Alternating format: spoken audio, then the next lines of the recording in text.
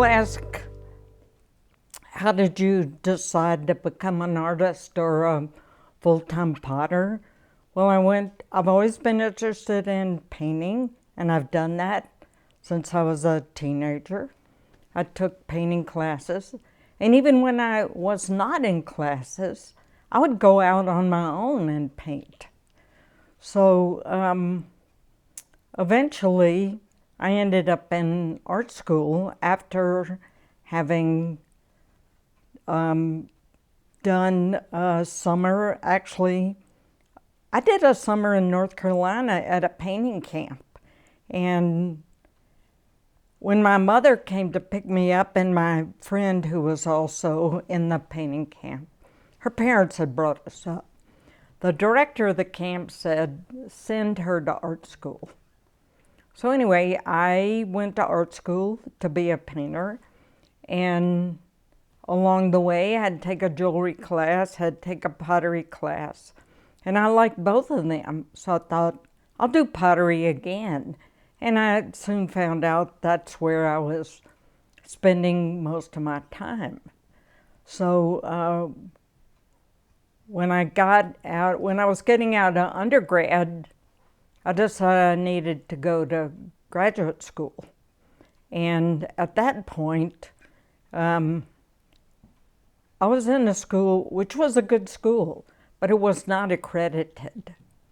So I had a hard time getting into graduate school. But I got into Alfred University because the head of the school where I was had gone to school with Ted Randall.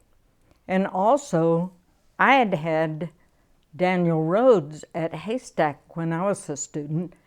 And even then, he wanted me to come to Alfred.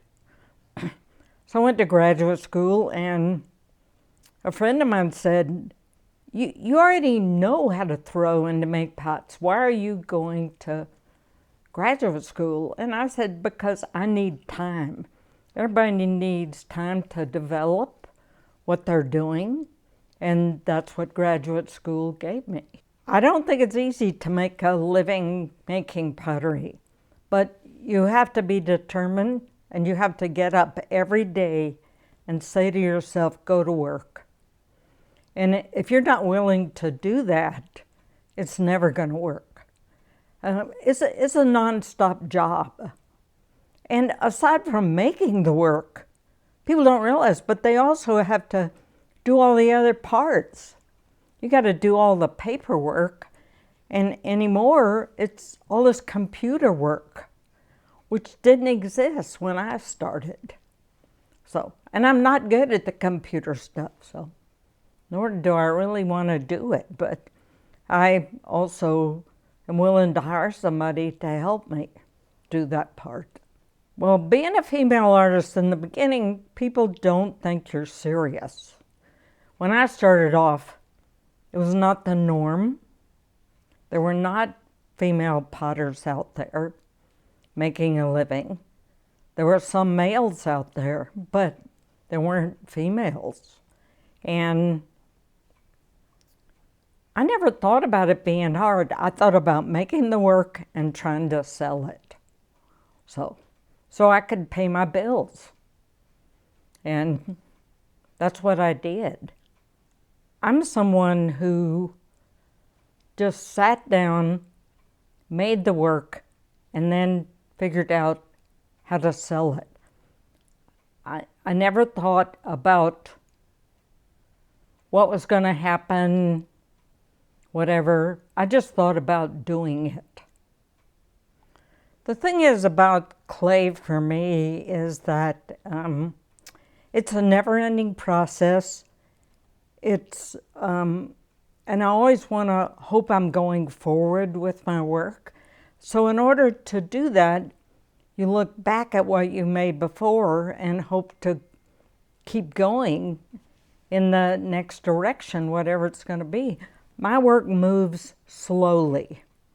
There are potters who, every few years, they absolutely change the style of their work because they think it's going to sell better. But that's for everybody individually to decide on.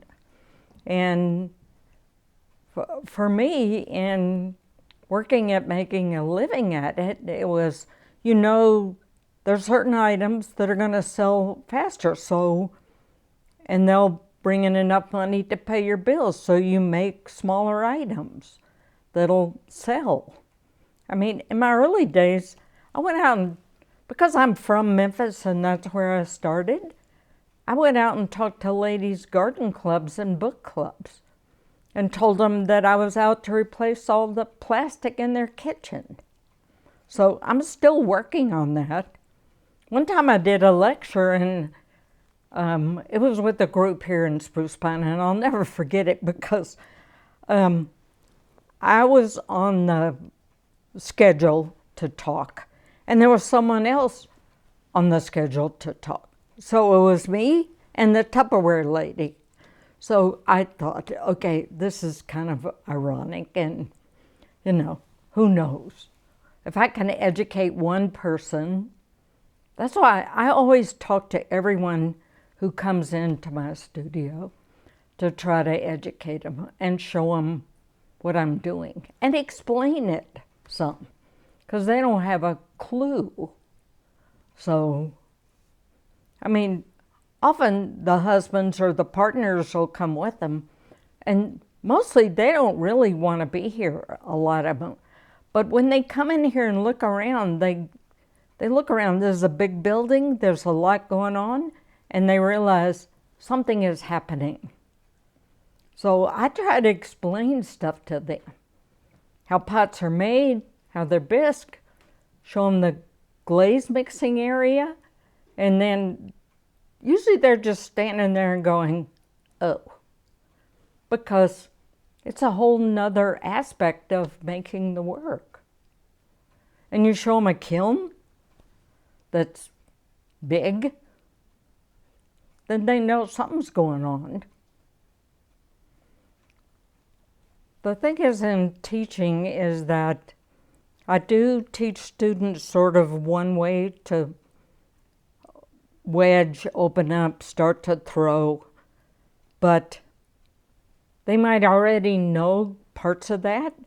So the thing is for them to try my way to do it. You don't have to do it that way, but you can try it and maybe incorporate it into the way you do it. So you have to figure out that all along the way, and it changes. So, the thing for me, what keeps it interesting for me is that I like doing this. I like making pot. It is not an easy way to make a living because you don't get any faster. You only get slower if you're really paying attention. For me, unless you have somebody else working for you, then some things can get faster if you have somebody doing mundane jobs. But the truth is, when COVID came along, everybody that had an assistant around here let them go. I mean, I had somebody that was just coming in one day a week, but that quit. So, but if you don't like this part of it, or parts of it, then you should find another job. So, and some people do that. They totally change jobs. So one thing that students often ask is that, well, how do you sell your work? How do you get it out there in the market? Well, first of all, if you're going to go approach a shop or a gallery, you have to write them a letter, make an appointment. Do not show up with your box of pots at their doorstep. That is a terrible way to do it. Make an appointment, go show them what you do, and approach them in that manner. The other thing is, in that box of pots, you do not put the best tin pots you ever made, because that's not who you are. If you can't remake those best tin pots. No. So what you want is you want to take the middle ground of what you make. That's what you show them. Because you have to be able to reproduce that. So it's not about your best piece. It's about your overall work. I'd say to people, if you want to know what an artist does or a potter does, you can call yourself anything you want. But the thing is, just show up with what's the norm of what you make. Not the best. I would also say, in terms of if you're approaching a shop or a gallery, before you go to approach them, you need to visit it.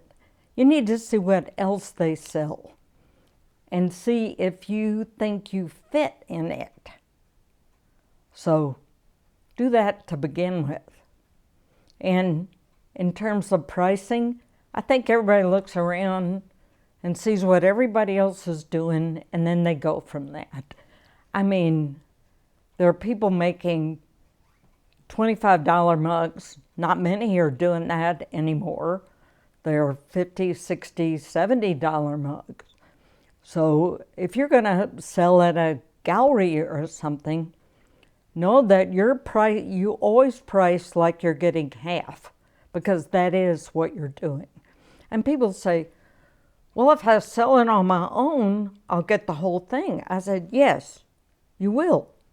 But are you willing to be out there, go to the fairs, and sell it on your own? How much time does it take? What is your entry fee to that fair? How far away is it? How is your driving time? Do you have to stay in a motel? Are you good at talking to the public or not?